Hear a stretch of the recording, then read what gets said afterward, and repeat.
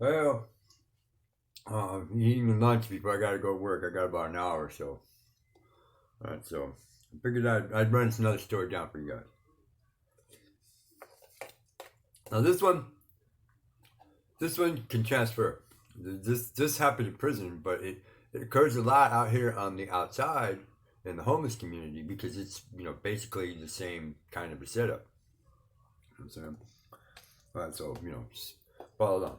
There was this Puerto Rican kid, youngster, 25, 28, somewhere around there. Right, his name was Bodie. They called him Bodie, right? And he was one of the little hanger arounds from one of the cliques, right, down on the yard where I was at, right, FP Gangsters, right, and they took him in, put him under the wing, was schooling him because he was kind of an oddball. He wasn't Chicano. He was Puerto Rican. He wasn't Chicano. He was from Puerto Rico, illegal alien, right? Now that works out no because Puerto Rico's like virtually a state. But anyways, he wasn't a Chicano. He wasn't a Paisa, right? He didn't fit into the to the off brands on the yard, right? And they weren't he didn't get along. He had a problem with one of the MS-13 guys, and he got into some shit. That's why the FPs took him in. You know what I'm saying? Kind of protect him. You know what I'm saying? Because he was kind of alright, but he wasn't very bright.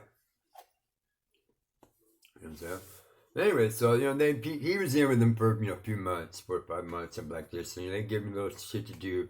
They worked him out and they trained him. They take him out of the yard and punch, poke, goof around. Punched up, turned him into like a soldier. And then one day, they gave him put him gave him something to do, right? He was selling the dope, right? And burning backboards. He was basically like a runner. Well, that went on for a couple months. He did pretty good. They give him a little bit for his own personal use every once in a while. You get all wired out, get whacked out. You know what I'm saying? Because he had one of those personalities. Puerto Rican. He was always wound up. He was always right, always. And when he was on that shit, it was even worse. You know what I'm saying? Now paranoid shit. Right. Well, this one day, right. I gave him a whole gram. Right, so I'm here, break this down. Because up to this point, they were just giving him like 10s and 20s. One here, one there, two here, two there. Go run this, go drop that, go see this, go do that. Right, well, they finally decided to give him a little bit of, a little bit of rope. And they gave him a whole gram. Right, and told him, you hook this up, go do your thing. Right, but he did. Right, but like most of them, stupid. Right, instead of going out there sober with a straight set in mind, you're saying focus on the task, and this fuckboy did big old line, got himself all lined up, right? Got out there on the yard running around like a fool, right? And no one ever determined the facts of the matter, but somehow, some way, either A, he lost the shit, B, right, he traded it for something, or C, somebody took it from him, right? You know what I'm saying? Or anyway, what ended up happening is when he came back, he didn't have it, right? And told a lie, right? Got his friend to tell a lie to back him up, right? And I mean, this is how dumb the youngsters are. They don't think, right, that the heads are going to investigate their story. And send the minions out, the trusted soldiers, the lieutenants, the capos, go find out what the hell happened.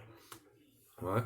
Well, a few days went by, and I saw, Bodie's all like paranoid, freaking out, staying in his bed area, because he doesn't, this is a punishable offense. It doesn't matter what race you are. I mean, you do something this dumb, right?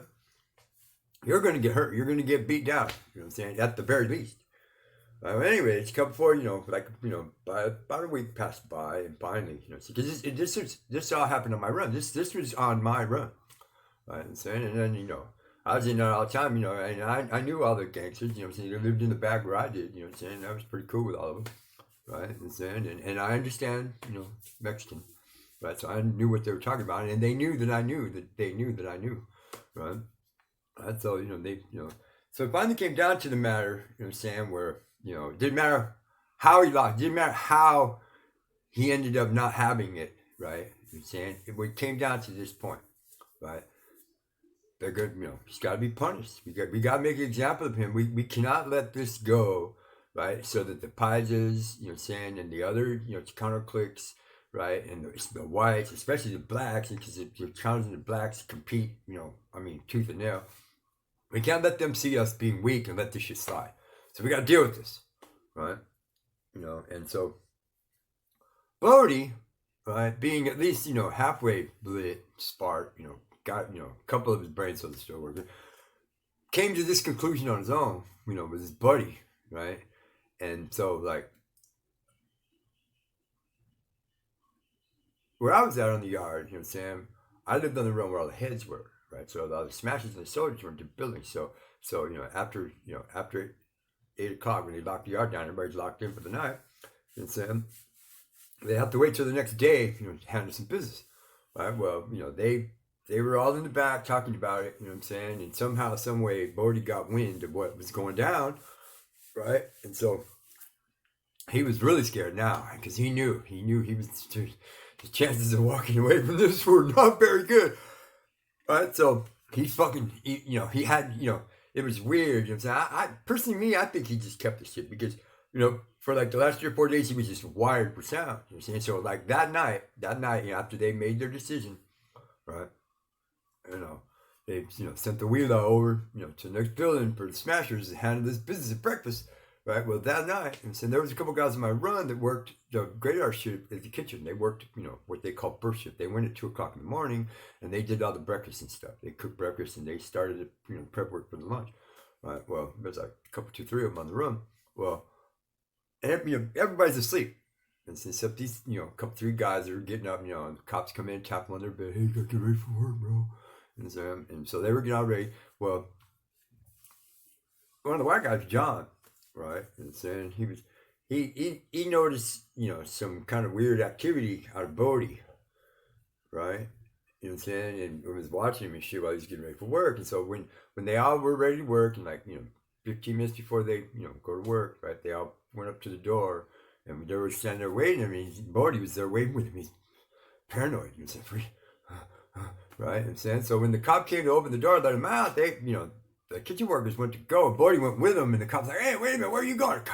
I need to talk to you, bro. Who's going to get me? You know what I'm saying? And boom, and, the 3 kitchen guys are like, what the fuck, man? You know what I'm saying? The cop said, hey, you guys go to work. Report to work right now. Right? And the cop took Bodie over to the side, got on the radio to a sergeant, and saying Bodie PC'd up. Boom. They took his ass right up to the captain's area, locked him in the fuck cage, called in the SSU sergeant. SSU sergeant got up out of bed, came into work, right, to interrogate this motherfucker, and Bodie ratted him out. They took his ass over to SMU1, locked him down, protective custody, kabingo. Right? That was it. You know what I'm saying? So, thinking that he's safe now, a couple weeks later, this fool, Santa Wheeler, a kite, you know what I'm saying, back over to the yard to one of the soldiers, one of the youngsters. Right? Actually, it was my bunkie, one of the youngsters. Right? And so he's trying to explain the situation, trying to make because now he's been in the hole for a couple weeks, and he's sobered up, he's cleaned up, he's kind of thinking normal. You know what I'm saying? But he knows he screwed up. He knows he blew it, right? And he's marked now. Right? I mean, and he can't know, and he knows that in a couple more months they're going to ship him off to another yard somewhere. Right? It's because they can't keep him in there forever. You know what I'm saying? Because, he was doing something illegal to begin with, so that, the security, SSU is not going to fucking put him in PC and can protect him for his own stupidity because he did it to himself. Right? When they could pump him for information for 6 months in the fucking hole, and yes, anyways, so the FPs, the gangsters, you know what I'm saying? They were livid. Number one, they didn't get their vengeance. Number 2, now this fucking fool routed them all out. Now they're all their names, and the heads. And remember, this is the heads because this is my run. And then now their names are in the, on the list again, right? So now they're all, and sure enough, within a couple, 2-3 days, they snatched up Jesse. They snatched up Loki, right? They, right, a couple more, 2-3 more days later, and a couple more of them got, right, big bang, what happened, bro? Where did you go? Oh, SMU1 investigation. All because of Bodie, right? Because he didn't face up to what he did in the first place, right? Now this happens out here in the streets all the time. Same type situation, right? And it's same, and it's punishable by the same things. It's, I mean, you where are you gonna go? You can't run, you can't hide. You're stuck here unless you go to Miami or some place, right? But then there's people that these people know over there, they know these people over here, they know people, right? So you can't go anywhere. There's nowhere to hide when you do something stupid out here in the streets, or when you especially can't hide when you do something stupid in prison because you're all locked in. All right.